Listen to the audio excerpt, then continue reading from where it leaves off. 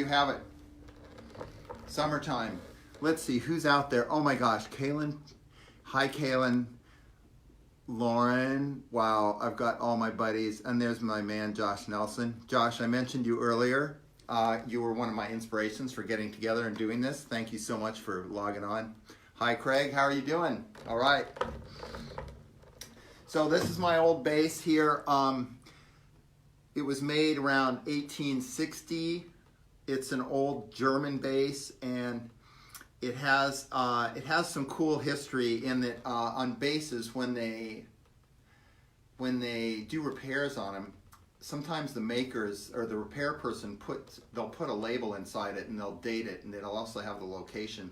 So it has two little labels on it. One's from we're pretty sure it's made in Germany. One of the labels is from London, England in 1897, and it actually had the name of the repair shop, and I looked up, the address was still valid. It obviously wasn't still a violin shop, but the address was right in central London. And then it had another repair tag from 1957 in Chicago, Illinois. And then the woman I got it from, she lived in La Jolla, but when she bought it, she lived in Davenport, Iowa, so which isn't that far from Chicago. So you can kind of trace Germany, England, Chicago, Davenport. So of course, if they could only tell stories like the Red Violin and everything, but they can't. So I wish I had a little more like owner history on it. But anyway, it's a nice old bass, and I totally enjoy playing an instrument that I love. So that's a cool thing, right? Let's see. Oh, there's Deneen, Leonard Patton. Leonard's back. Hey, Leonard. I think I'm going to do a song. This is off one of my recordings called the song is called Dance of the Freaky Circles. And some of you may not know where that title came from, but in the old days, I had like a Microsoft computer, you know, Windows. This was like 20 years ago or 15 years ago, kind of when they were just getting going. And when you'd listen to music, it'd have these blobs of color like going off on the screen, you know, when you played music, and the blobs were in sync with like the rhythms. And if you ever looked at the title of the song, it never had the title of the song, or at least it didn't on my computer. It always said Dance of the Freaky Circles. So I was like, that's like the best title for a song.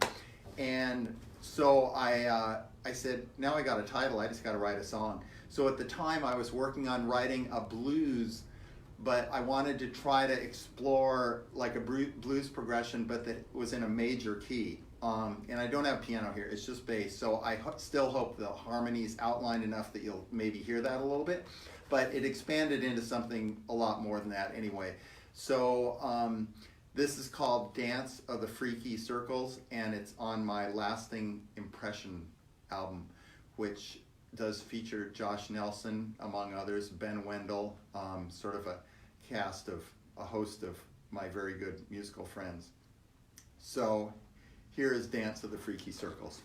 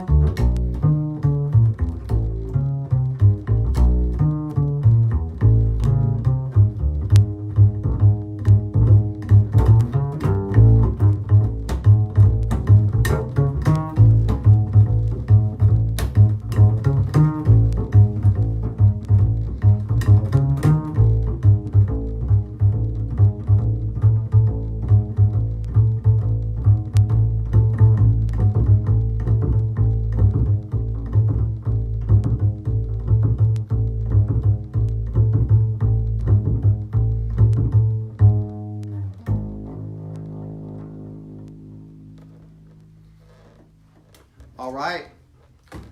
That was Dance of the Freaky Circles. Let's see who's on there. Oh, Charlie Chavez. Charlie, I need your congas. Get over here right now.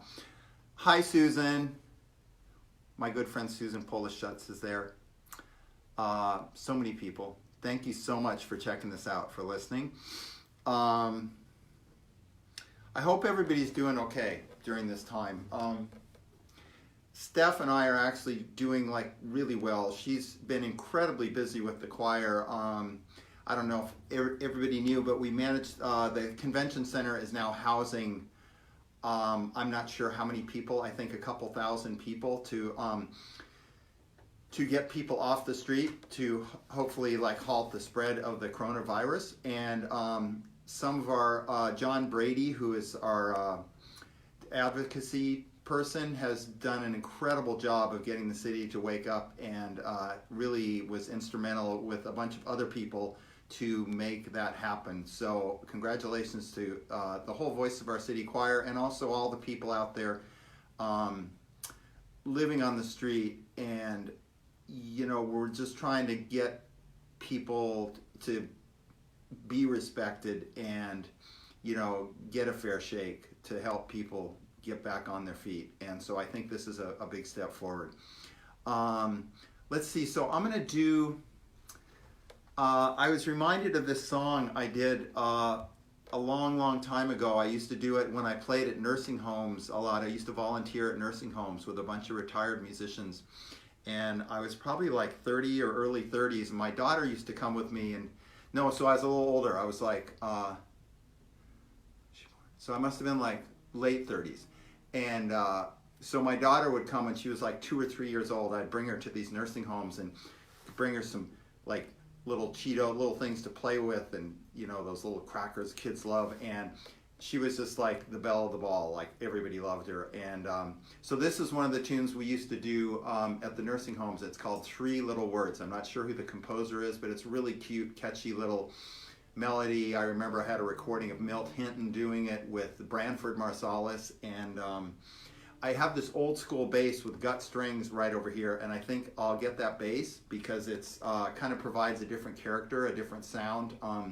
Basses up till about 1960, I think, always had gut strings.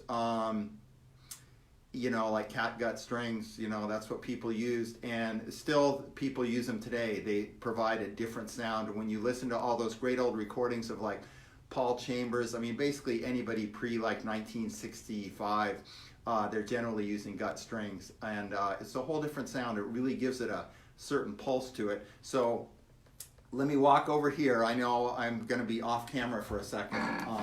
I'll put this bass down here and I'll be back in less than 10 seconds. I'll keep talking. Talking. And he's back. Okay. So this bass is affectionately known as Pork Chop, as it's really a potpourri of Bondo, and you can see staples on it. It's also called Frankenbass. And you can see the gut strings on this side. Wait, are the sides opposite? Yeah, the gut strings are over here, and they're softer feel, but what else about it? It's just a funky bass. I think somebody did it as an art project, but it's playable, and it's a nice sounding bass. When I've toured in Mexico, I take it because you can kind of fix it no matter what happens to it. You can just fix it up with some nails and staples and Bondo and stuff, and you're good to go. Anyway, and gut strings don't stay in tune, so I'm going to have to tune it. It's hanging in there.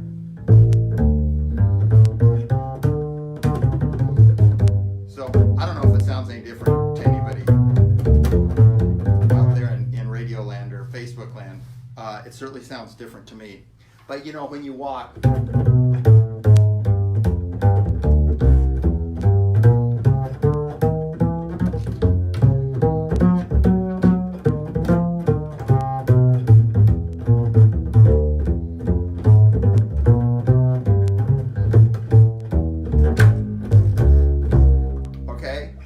to me, it has more of a pulse, like that old school, like nice Paul Chambers walking pulse.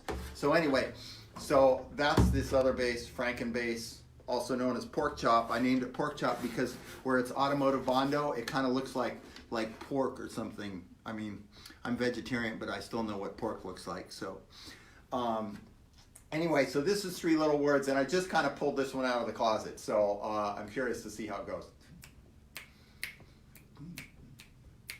Let's see.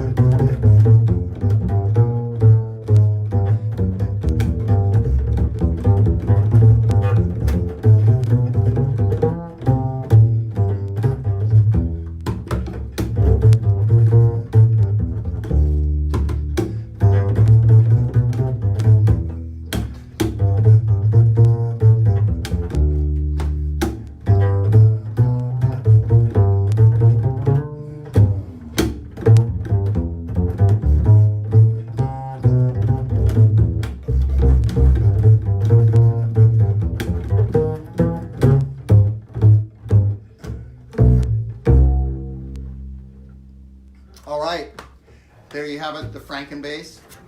Okay, so different sound. I hadn't done that tune like a very long time. I extended the solo section a little bit for you musicians out there, but it's okay. It's jazz, and I'm playing solo, so that's how it works. So let me get my other bass back. Hopefully people like that bass, and I don't know if you could tell a difference in the sound, but it certainly sounds different. Any instrument that sounds different, you play it different because it's sort of instrument's like an extension of yourself, and that's one reason. Like when I talk to my students, and I'm like, sometimes they're at like a basic level, but it doesn't matter. You're still expressing yourself, and it's pretty funny with with music or art or anything. Some kids are like, you hand them a piece of paper and a paintbrush, and they're just like, they're going crazy, and other kids are like this, and they're being all careful, and they don't want to make a mistake. Same thing with music, right? Some guys are just like, they don't have a clue really what they're doing, but they just go for it and they love it. And other people really want to get everything right, and they're cautious and everything, and everything works. But especially in jazz, kind of going for it is a great thing. So that seems to be my school of thought. And music should be fun. No matter what idiom of music you're doing, you've got to be enjoying it. So I say go for it. Okay? I'm going to switch back basses. Give me 1 minute, or even less. Give me 10 seconds. Putting Frankenbass down. Picking up. I have a few other basses too, but you don't want to know about that. Or maybe I'll share about that in upcoming weeks. These are actually, I have another upright that's lent out to a friend of mine. So, another tune I thought of doing, that was 3 little words. Kind of have 2 Latins. That's okay. This is a tune, I just love this tune. It's from that movie Black Orpheus. Oh, I know what I'm going to do actually. I had a few requests to do this ballad that I just love, and this is called Polka Dots and Moonbeams. I think I'll do just a short little version of this. Maybe just like the melody would be cool. But it's just a beautiful, old, Great American Songbook type of 1930s, 1940s tune. I'm trying to remember the composer, Ray DePaul or something like that. So usually I know that stuff, but I'm kind of guessing. So anyway.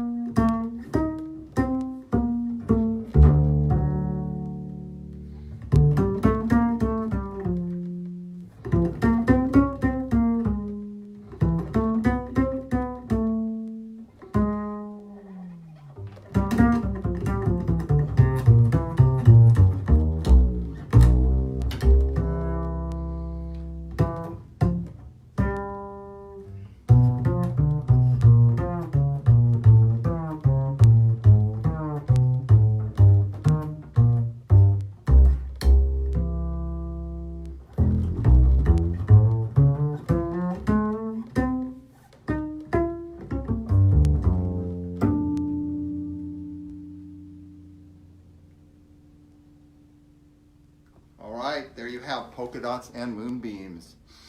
Who else is out there? Rory, oh wow, all the way from far, far away. New Zealand, Australia, I forgot, sorry. Hi Cameron, hey everybody. Thanks for all the love, thanks for checking this out. This is a song from the movie Black Orpheus, which if you've never seen, was filmed in Rio de Janeiro in 1959 and is an incredible piece of movie making and musical history. This was written by Luis Bonfa, and so this is called Samba de Orfeo.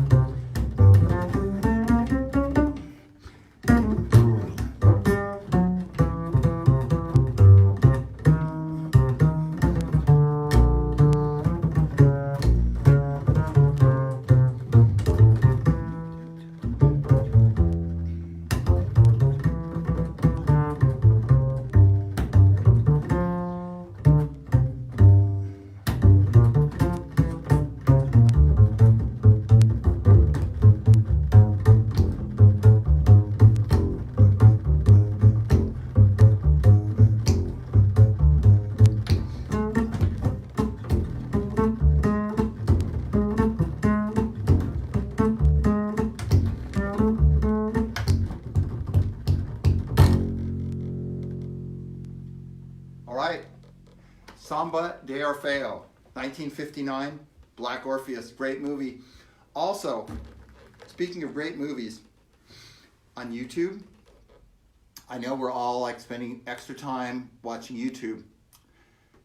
there is a movie called Cobra Gypsies, which I am totally not a snake person. Apologies to all you herpetologists out there. I'm deadly afraid of snakes, so I was kind of at first not thinking of watching this, but it turns out that's not really the focus of it at all. It's I want to say, tribe of people in India that live a nomadic life, and they have the most beautiful vibe. They make all their own clothes. They have all these beautiful, beautiful handmade clothes. I mean, they wear jeans and stuff too sometimes, but also they have all these beautiful, beautiful outfits, and they're way into dancing. So if you have any interest in dancing, the dancing in this is absolutely incredible. And it's a documentary about the people, I can't quite remember, the Ragathon, I think, is the group. So highly recommended. Cobra Gypsies. Cobra Gypsies. Yeah, that's right. So it's really good. Highly recommended. Who's on there? Leslie Ebner. Hi Leslie. Say hi to Steve. Oh, Diamond Fuller. Oh man. Diamond is a great drummer who lives in Alaska and Fairbanks. We got to play together in Fairbanks, and this was like 10 years ago. So I'm super stoked to hear from Diamond. That's wonderful. Okay, I've got one more tune I'm going to do. And this is the one that my friend Kirsty Murray saw and said, oh, I love this video. And then I was like, wow, I haven't watched this in like forever. I wonder. And the tune, at the time, I called it Latin Blues. It's now titled Tacos at Midnight, which unfortunately none of us are doing, I don't think, anymore as far as tacos at midnight, or we shouldn't be. So this is a composition I wrote right after I had a lesson in Los Angeles maybe 10 years ago with this wonderful Latin bass player named Rene Camacho, who's pretty much like the creme de la creme. And afterwards, I had time to kill because there was traffic, so I just hung out in a park up there in Westwood and wrote this song. I had my bass with me, so I came up with this tune. So here it is. It was called Latin Blues, and it's on my record. I actually released it on this latest one, Bass is the Space.